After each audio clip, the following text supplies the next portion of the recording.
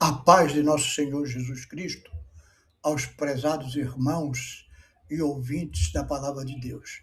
Estamos novamente aqui com os irmãos nos nossos estudos da Escola Bíblica Dominical referente ao segundo trimestre de 2026. Nesse segundo trimestre, nós estamos estudando sobre homens dos quais o mundo não era digno. O legado de Abraão, seu filho Isaque e seu neto Jacó. Na lição de hoje, lição de número 3, nós vamos ver sobre a impaciência na espera do cumprimento da promessa. Essa lição é referente ao domingo 19 de abril de 2026. Eu vou ler um texto bíblico e, em seguida, eu vou orar por você, pela sua família, para que Deus continue abençoando a tua vida. O texto que nós vamos ler está lá em Gênesis 16:2, que diz assim: E disse Sarai a Abraão: Eis que o Senhor me tem impedido de gerar. Entra, pois, a minha serva, porventura terei filhos dela. E ouviu Abraão a voz de Sarai. Vamos orar. Senhor, meu Deus, te damos graças por esse momento, na tua presença, meditando na tua palavra. Abençoa os teus servos que estão atentamente estudando-a, para que haja crescimento na vida espiritual, entendimento dos teus planos, Senhor. Abençoa os teus servos em todos os aspectos da vida, na fé, na vida espiritual, na saúde dos teus servos, Senhor, na manutenção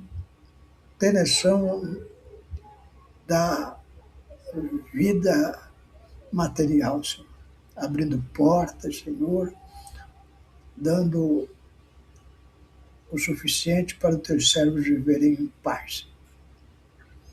Abençoa todos os aspectos que falamos, Senhor. É o que eu te peço em nome de Jesus. Amém. Antes de nós continuarmos, adentrarmos a nossa história propriamente dita, eu quero falar um pouco sobre Abraão, sobre a sua importância nas religiões, monoteísmo, o judaísmo, o cristianismo e o islamismo. Dentro do judaísmo, Abraão marca o início da aliança entre Deus e Israel. Ele é o destinatário da promessa da terra e descendente, como nós podemos ler lá em Gênesis 12, de 1 a 3. Já dentro do cristianismo, ele é interpretado por Paulo como universal, pai da fé. Então, todos nós que nascemos em Cristo, Paulo se dirige a nós dizendo que Abraão é o nosso pai na fé, como está lá em Romanos 4, tornando Abraão uma função tipológica. Ela incorpora a justificação pela fé e não pela lei.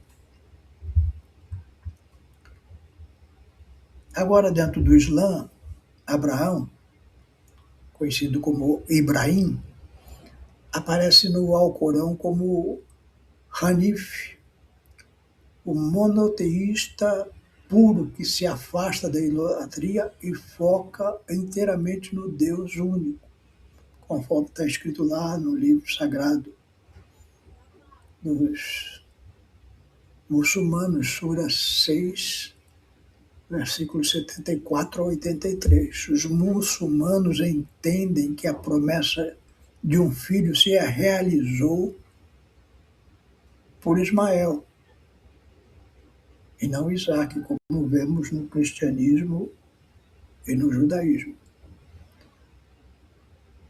culminando no profeta Muhammad, ou seja, Maomé, que segundo os islamitas é descendente de Ismael e, portanto, de Abraão. A figura de Abraão, ela desempenha um papel duplo em cada uma dessas tradições. Por um lado, como símbolo unificador do monoteísmo compartilhado, Abraão, ele vive numa época em que,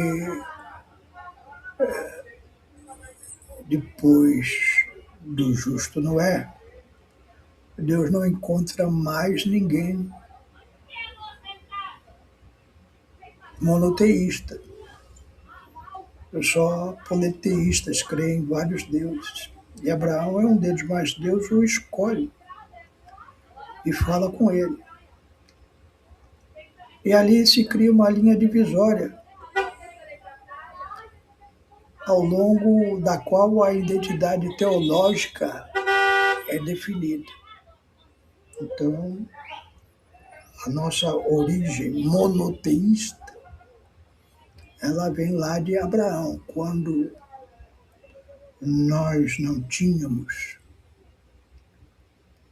Jesus como Salvador, nós acreditávamos em outros deuses. Quando aceitamos Jesus como Salvador, conforme Romanos 4, nós somos justificados pela fé. Essa fé que vem de Abraão, que deixou os deuses monoteístas, politeístas da Mesopotâmia e se tornou servidor de um Deus único. Então, aqui nós estamos na, na história de Abraão, no trecho em que, depois de 10 anos já em Canaã, a promessa não se cumpre. O filho que Deus prometeu a Abraão quando saiu lá de Ur dos Caldeus ainda não foi gerado por Sara. E isso revela dúvidas no coração de Sara, no coração de Abraão. E Sara procura uma solução humana e orienta Abraão para possuir a sua serva, Agar, e dela gerar filhos.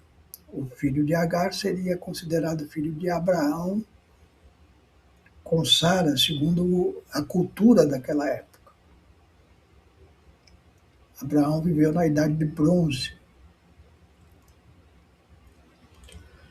E isso dá errado todas as vezes que nós tomamos direção humana fora da vontade de Deus, principalmente por causa da ansiedade, da dúvida. Isso gera percalços, consequências negativas, e essa consequência surgiu rapidamente. Nasceu a criança, Agar ficou soberba,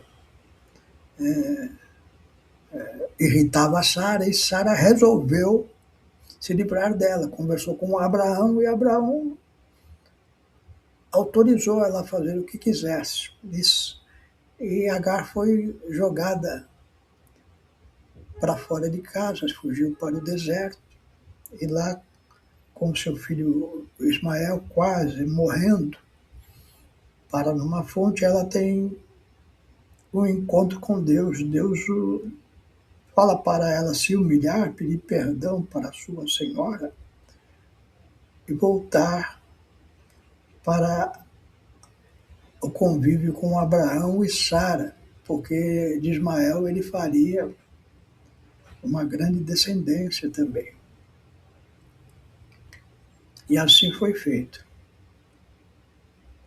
O que essa história revela sobre a fé, principalmente a fé de Abraão e a nossa fé.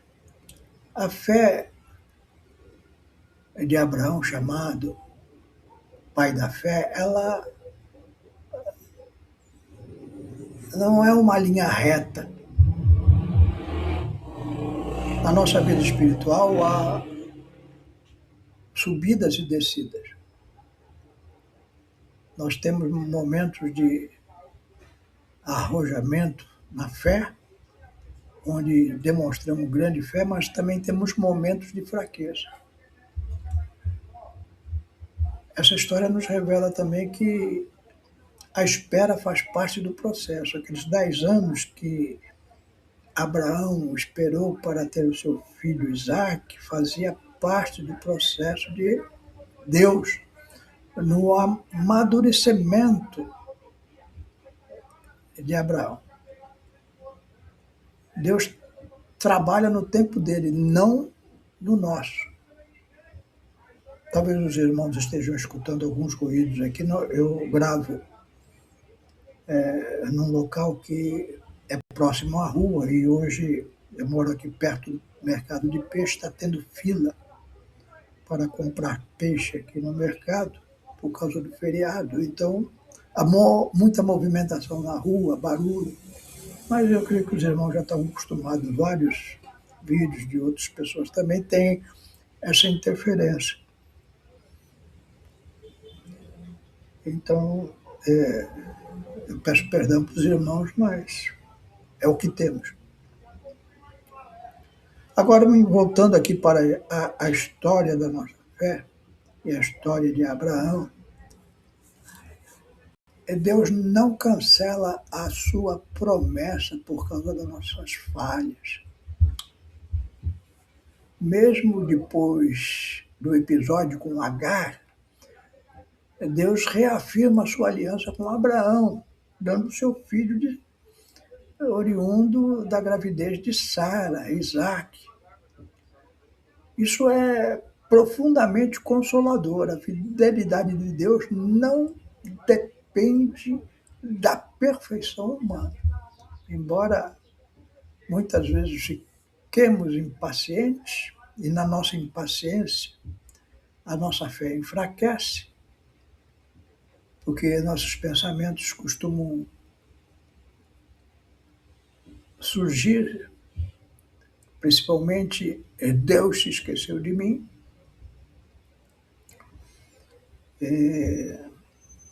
Eu lembrei que, preparando esta palavra de estudo para os irmãos, da história de David e Svea Freud, não sei pronunciar direito, e da sua filha Age. Esse casal, David e Svea, tiveram uma chamada para a África, uma chamada missionária. Isso no início dos anos de 1900, onde estava se começando uma evangelização mundial. E esse casal sueco, David e Svea, sentiu o chamado para evangelizar, então, o Congo belga, a atual República Democrática do Congo. Eles se estabeleceram numa aldeia remota, onde nenhum nativo aceitava ouvir a mensagem. Pregaram, e ninguém aceitava a mensagem. A única pessoa que se aproximava deles era um menino africano que vinha comprar alimentos da missionária. Ela aproveitava para lhe falar de Jesus. E aí David se sentiu abandonado. Sua esposa Esvia engravidou e deu à luz a uma menina Ash, mais tarde chamada Ash, Ainá, mais tarde chamada Ash, mas logo após o parto, Esvia, a esposa de David, morreu de malária. David Flood ficou devastado. Ele concluiu que Deus o havia abandonado. E aí, no desespero, e naquele abandono que sentiu de Deus, ele entregou o bebê a outro casal missionário e voltou para a Suécia, onde abandonou a fé e mergulhou no alcoolismo e repetia que Deus o tinha traído. Algo parecido com o que fez Sara e Abraão nessa história de Agar e Ismael. A filha Age cresceu sem saber a sua história. Ela foi adotada por missionários americanos e cresceu nos Estados Unidos. Já adulta, descobriu sua origem e começou a procurar informações sobre seus pais biológicos, David e a sua esposa. Anos depois, Age, a filha de David, assistiu a uma conferência onde um pregador africano relatava o impacto do evangelho em seu país. Ele contou que uma missionária sueca havia lhe falado de Jesus quando ele era menino e que, a partir dele, uma grande obra missionária havia surgido com milhares de convertidos. Age percebeu que ele era o menino que a sua mãe evangelizara.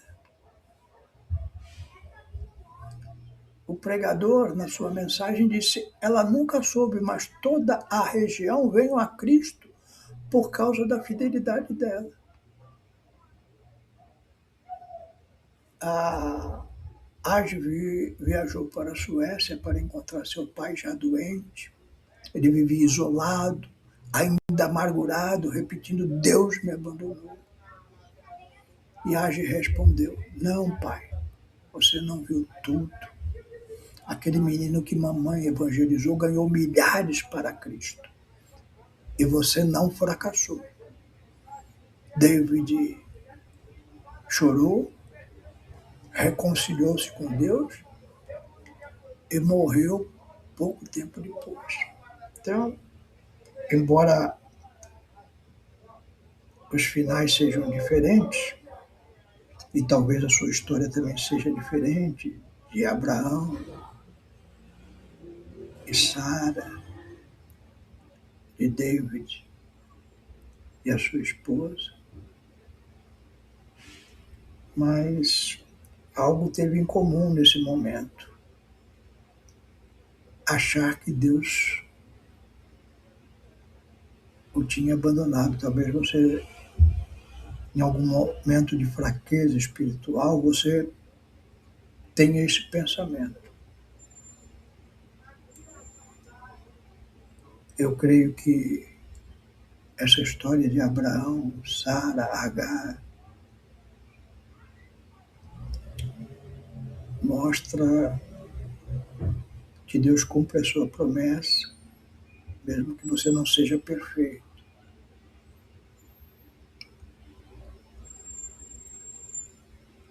A de David é a mesma coisa. Ele jogou a semente com a sua esposa, desanimou, não via resultados, como Abraão.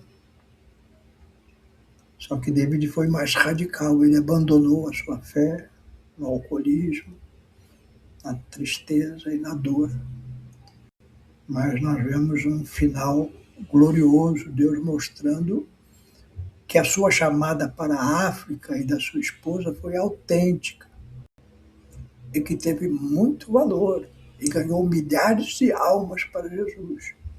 Como Abraão até hoje é pai da nação de Israel. Como até hoje Abraão, segundo Paulo em Romanos 4, é o nosso pai na fé.